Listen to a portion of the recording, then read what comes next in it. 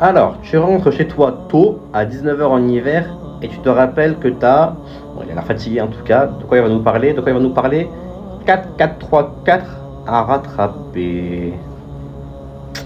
Vous savez déjà. Bon, vous savez déjà ce que je vais vous dire. Ah, le travail ne constitue absolument pas une excuse pour faire sortir la prière de son temps. Parmi les conseils de nombreux savants qui ont été avancés vis-à-vis de ce sujet-là, c'est d'essayer vraiment de trouver un travail qui te permettrait de faire tes prières à l'heure. On parle du travail de manière générale. On parle pas de cas bien spécifiques ou quelqu'un qui sera en train de faire une chirurgie ou une urgence vraiment extrême d'une personne qui peut être excusée. Le messager, alayhi salatu wa salam, lorsqu'il a parlé des cas durant lesquels le musulman est excusé concernant le fait d'avoir fait sortir la prière de son temps, c'est l'oubli sincère, hein, et le sommeil. Le sommeil sincère, encore une fois. Et énervez-vous autant de fois que vous voudrez. Parce que je sais, oui mais comment je vais faire, oui mais patati patata.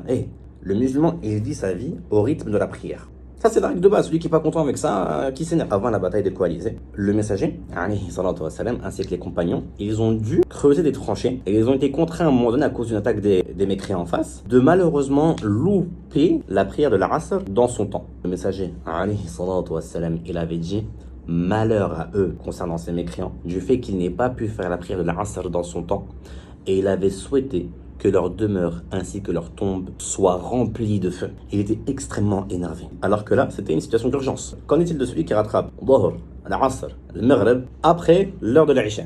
Et lorsque tu mets ton travail au-delà de ces obligations qu'Allah t'a incombé de faire, qu'est-ce que tu espères toi exactement? C'est Allah subhanahu wa ta'ala, c'est Ar-Razaq qui va te donner ton rizq, ta subsistance. C'est pas le fait de penser que tu es contraint à travailler à telle heure et de devoir tout rattraper à la fin.